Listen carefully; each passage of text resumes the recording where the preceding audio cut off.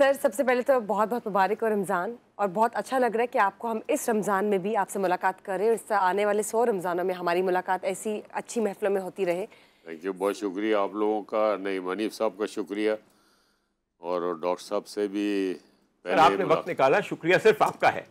अच्छा, यकीनन आपने अपना कीमती वक्त निकाला, हम बहुत शुक्रगुजार हैं। हमारी फील्ड है, हमारे अपने चैनल्स हैं, हमारे अपने लोग हैं, तो काम तो करना है, टाइम तो निकलता है, टाइम निकालना चाहिए। बहुत मेहरबानी, फरमाइए। सर जब बात करते हैं और कुछ पीछे चले जाते हैं, जब आप दी लेजेंड बनने वाले थे लेकिन आपको मालूम नहीं था कि आपका सितारा इस तरह दिन रात चमकेगा कि लोग नाम ही लेते रहेंगे पूरे एशिया में।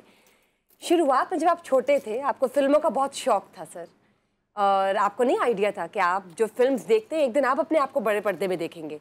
आप फिल्म्स देखने जाते थे छुपके से, उस ज़माने में जब थिएटर्स का इतना रवाज नहीं था और बहुत मायूब समझा जाता था, लेकिन आप छुपके से वो सिनेमा में एक पूरी मूवी एट अ टाइम इकट्ठे नहीं देखते थे, बल्कि 2-3 दिनों में या स्प्लिट करके चले। फॉर एग्जांपल अगर 2 घंटे की मूवी है नाजरीन, तो ये 1 घंटा एक दिन और फिर उस मूवी को इंटरवल किसी और दिन देखते थे। इस तरह अपनी पूरी मूवी मुकम्मल कर देते थे। लोग ड्रामा किस्तों में देखते थे, आप फीचर फिल्म किस्तों में देखते थे। आज 3 से 4 बजे, कल 4 से 5 बजे, परसों 5 से 6 बजे, ताकि घर वालों को शक ना हो। तो सर वो जमाना जरा अगर हम रिकॉल करें तो क्या बताएंगे इस हवाले से, इब्तिदाई जिंदगी? एक्चुअली अच्छा, एक बात मैं बताऊं आपको डॉक्टर साहब, ज़रूर, जो आपने कहा ना लेजेंड, हमारे मुल्क में महंगाई भी बड़ी तेज़ी से बढ़ रही है, आबादी भी बहुत तेज़ी से बढ़ रही है, दहशतगर्दी भी बहुत तेज़ी से बढ़ रही है, लेजेंड्स भी बहुत तेज़ी से बढ़ रहे हैं। अब हजूर वाला अब लेजेंड 2 साल में बन जाता है बंदा। जी बिल्कुल बन जाता है, लेकिन कोई दिल से माने तो फिर बात है ना। हाँ, हम मानते हैं वाला, लेकिन सर जो है वो तो है। मैं हैरान होता हूँ कि हमारी मीडिया को भी चाहिए, देखें उसकी वजह ये है कि जो आर्टिस्ट, मतलब हर शुबे में, not I am talking about even artist, director, writer, producer, poet वगैरह सारे, वो उस जैसे लोग अब नहीं हैं, ना आ सकते हैं। लेकिन जब मैं देखता हूँ कि कोई नया है, किसी ने एक गाना लिख दिया, उसको लेजेंड में है, ये भी लेजेंड हो गया। बिल्कुल सही फरमा रहे हैं। तो मगर सर जो मैंने बात कही है ना, हाँ, ये 2-4 बरस की बात नहीं, निस्फ सदी का किस्सा है। मैंने जाती तौर पे आपको सबसे पहले पहचाना 1974 में। आज क्या है 2025, तो ये 50 साल से ऊपर का। जी सर, निस्फ सदी से ज्यादा हो गया। बिल्कुल निस्फ सदी तो पिछले साल गुजर गई। बिल्कुल, इसमें और मजीद आप 2-3 साल ऐड कर सकते हैं। When I started my career 71-72, मैंने देखने का कहा है, पहले आप ब्रॉडकास्टर थे। हाँ, आप याद कीजिए बज़्म तलबा के अंदर कराची रेडियो स्टेशन पे, तब मैंने आपको देखा नहीं था, सुना था। मैं तो देखने की बात कर रहा हूँ सर, नाज़िर की बात ही और होती है। मुझे क्या याद नहीं कि यावर मेहदी साहब ने आपको वहां रखा हुआ था बज़्म तलबा में? बिल्कुल, यावर साहब ने सबसे पहला प्रोग्राम मुझे दिया था जब मैं स्टूडेंट लाइफ में था, और मैं अपने कॉलेज से, मैं फर्स्ट ईयर में था, सब प्रिंसिपल का लेटर लेके मैं गया था, जस्ट आफ्टर 71 वॉर। अच्छा, ये लेटर ये ना समझिएगा सिफारिश का लेटर नहीं था, अप्रूवल का लेटर चाहिए होता है इदारे के सरबराह से कि आपको अपने स्टूडेंट का बज़्म तलबा में जाने पे कोई एतराज़ तो नहीं है। ये वो वाला लेटर था। एग्जैक्टली वही था, परमिशन लेटर था। क्योंकि रेडियो से ये था कि जो भी स्टूडेंट्स आएंगे वो अपने प्रिंसिपल की तरफ से एक लेटर लेके आएंगे, permission letter. I said okay. मैं गया तो यावर साहब, अल्लाह उनको गरी के रहमत करे, उन्होंने मेरा ऑडिशन किया, कोई जवाब नहीं दिया। मैं नीचे आ गया, मैंने उनकी तरफ देखा, उन्होंने कहने लगे मैं आपको बताऊंगा फिर बुलवाऊंगा। मैंने कहा ठीक है। बहरहाल वो हो गया शुरू, फिर commercial programme, then voice of America, modelling and PTV dramas, और 2-3 बहुत अच्छे थिएटर भी मैंने किए। बहुत अच्छे थिएटर मैंने बहुत अच्छा था कराची में। जी हाँ, बिल्कुल। फिर पीटीवी के प्लेस बहुत किए। फिर मेरा जो प्ले था कासिम जलाली साहब का। यहीं रुक जाइए सर, हमारे बचपन में मेरे ख्याल में मेरी नस्ल ने वो वाला ड्रामा कम से कम 5 दफ़ा देखा हुआ है। सिंगल प्ले था, ये कोई सीरीज या सीरियल नहीं था। इंडिपेंडेंट प्ले था। इंडिपेंडेंट प्ले था। और कासिम जलाली साहब, खुदा ताला उनको सेहत और जिंदगी दे, उस जमाने में अजीब एक्सपेरिमेंट किया था। टाइटल मैं भी बताऊंगा, पहले आपको पहले 2-3 उसके सीन बता दूं। ब्लैक एंड व्हाइट जमाना था। क्लोज में मुख्तलिफ अदाकारों की आंखें दिखाई जाती हैं, कुछ खवातीन की और कुछ हजरात की। वो बार बार आंखें करीब आती हैं, झपकती हैं, फिर अगली आंखें आ जाती हैं। याद है ना मुझे पहला तमाम सीन। और फिर लिखा हुआ आता है कितनी आंखें कितने ख्वाब। बात नहीं साहब, आप हमारे पॉइंट्स लिख रहे हैं कि नहीं लिख रहे हैं? जी लिख रहे हैं। समझ आइए, ये सारे पॉइंट्स आपने बुशरा के नाम लिखने हैं, क्योंकि मैं चाहता हूँ कि याद रखें ये चीजें। लेकिन वाटर कूलर तो सर वही ले जाते हैं ना। आज तो मैं फ्रीजर लेके जा रहा है, मैं बताऊँ वाटर कूलर। हजूर वाला कितनी आंखें कितने ख्वाब, कासिम जलाली साहब की प्रोडक्शन थी बिल्कुल कराची में। आपको उसमें खास तौर पे क्या बातें याद हैं?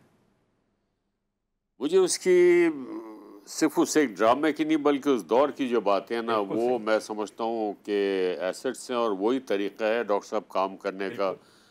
यानी पहले तो ये होता था कि 4-5 दिन तो रीडिंग होती थी, रिहर्सल्स, किसने क्या बोलना है, किस तरह किसकी क्या टोन है, क्योंकि डिफरेंट कैरेक्टर्स होते थे। अब तो मोनोटनी हर जगह एक ही चीज़ है, हर ड्रामा एक जैसा, हर चीज़ एक सही कह रहे हैं। तो डिफरेंट कैरेक्टर्स होते थे, हर कैरेक्टर की अपनी एक नफ्सियात, उसके हिसाब से उसके डायलॉग डिलीवरी का अंदाज, ये और सारा कुछ। उसके बाद फिर ग्रैंड रिहर्सल होती थी। बिल्कुल सही, बिल्कुल सही। ऐसे एक आर्टिफिशियल से प्रॉप्स रख के वर्क का पता हो, कहाँ तक जाना है, कितना बोलना है, कैसे रिस्पॉन्स करना है। और बात अब तक बताया करते थे आर्टिस्ट को, ये कैमरा 1, यहाँ कैमरा 2, ये कैमरा 3, इस तरह का ऐसा काम होता। तो और यही वजह है डॉक्टर साहब कि उस दौर के प्ले आज भी लोगों को याद है। इस तरह याद है कि हमें लगता था कि हमें देखने वालों को सबक मिल रहा है। ओपनिंग सीन याद है आपको? कराची का एयरपोर्ट था, यस, इंटरनेशनल अराइवल्स के सामने आपके कैमरे रखे हुए थे और बहुत सारे फनकार जमा थे।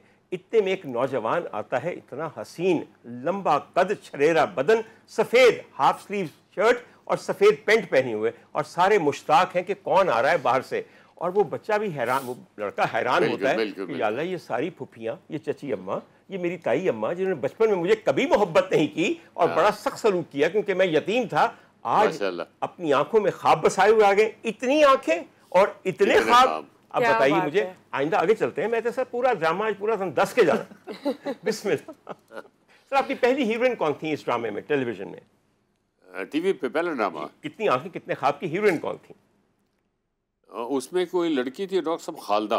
उन्होंने 1-2 ड्रामे के उसके बाद फिर छोड़ के चली गई, फिर वो छोड़ दिया। और बहुत अच्छी आर्टिस्ट थी वो, बिल्कुल। और काफ़ी अर्सा पहले की पुरानी बात है, तकरीबन कोई 25 साल पहले की बात है। मैं कराची गया, एयरपोर्ट से मैं जब बाहर आया तो क्राउड में से एक आवाज़ आई मुझे, एक्सक्यूज़ मी। मैंने पलट के देखा, मैंने कहा जी क्या हाल है आपकी? मैंने कहा मैं ठीक हूँ, आपने मुझे पहचाना? मैंने कहा नहीं, ऑब्वियसली 25 साल का वो और सब, मैं नहीं पहचाना। और चेंज भी हो गई थी उज़ार, इसलिए मैं खालदा हूँ। मैंने कहा खालदा कौन? मैंने आपके साथ प्ले में काम किया, कितनी आपके ख्वाब में। मैंने कहा यस यस यस, यहाँ क्या हाल है, अब कैसी हो, क्यों काम छोड़ा? कहने लगे बस छोड़ दिया। फिर बस चलो अच्छी बात है, खुश है, जहाँ भी अल्लाह सो खुश रखे। गुड आर्टिस्ट, अच्छी लड़की। सर, जब बात करते हैं उस ज़माने के प्लेस की, नो डाउट अब तो वैसे आते नहीं ना, उस मेयार पे आ सकते हैं। अब तो मेरे ख्याल से प्लेस का इतना कॉन्सेप्ट ही नहीं, अब तो एपिसोड्स वाले ड्रामास होते हैं या कुछ मूवीज़ आ जाती है जिन पे हम नहीं उतर पाते जिस तरह बाकी इंडस्ट्री उतरती है बाकी मुल्कों की। क्या लगता है आपको, क्या कमी है, वैसा क्यों नहीं है अब इंडस्ट्री में काम जो अब होना चाहिए? देखिए, मैं आपको एक बात बताऊं कि इदारे जो है ना वो हमेशा अफराद से बनते हैं। वो सारी चीज़ें जो उस दौर में होती तो आज भी हो सकती हैं, अगर वो सिंसियरिटी पैदा हो जाए, वो मेहनत पैदा हो जाए, वो शौक़, वो लगन, वो पैशन, वो डेडिकेशन, वो सारी चीज़ें आज हो जाए। ये मैं आपको बात बताऊं, देखिए ये जो काम है ना, ये नई मनीफ साहब बैठे हैं, ये मुझसे एग्री करेंगे और आप भी करेंगे। ये डॉक्टर साहब, ये एबनॉर्मल लोगों का काम है, एक्सेंट्रिक लोगों का, ठीक है ना, आम आदमी का काम नहीं कर सकता। मतलब मैं कम से कम अपने बारे में ये कह सकता हूँ कि आई एम एबनॉर्मल। मुझे आज भी अल्हम्दुलिल्लाह इतनी फिल्में करने के बाद, इतना काम करने के बाद, जब भी कोई नया कोई प्रोजेक्ट आता है तो मुझे टेंशन होती है, मुझे रात भर नींद नहीं आती, क्या होना है, कैसे होना है, क्या होगा, कुछ समझ नहीं आ रही, सही, बिल्कुल सही। तो वो सारी चीज़ें अब ख़त्म हो गई हैं। अब तो कोई आते हैं, जुगते हो रही हैं, हंसी मजाक हो रहा है, काम हो रहा है, वो कैरेक्टर के अंदर लिव नहीं करते हैं। राइटर हैं तो उन्होंने क्या लिख दिया, उनसे पूछो को नया आइडिया, वही रूटीन की बातें सुना रहे होंगे। भाई नई चीज़ लाओ, पढ़ो, लिटरेचर पढ़ो, बहुत कुछ है हमारे लिटरेचर में, बहुत कुछ है डॉक्टर साहब।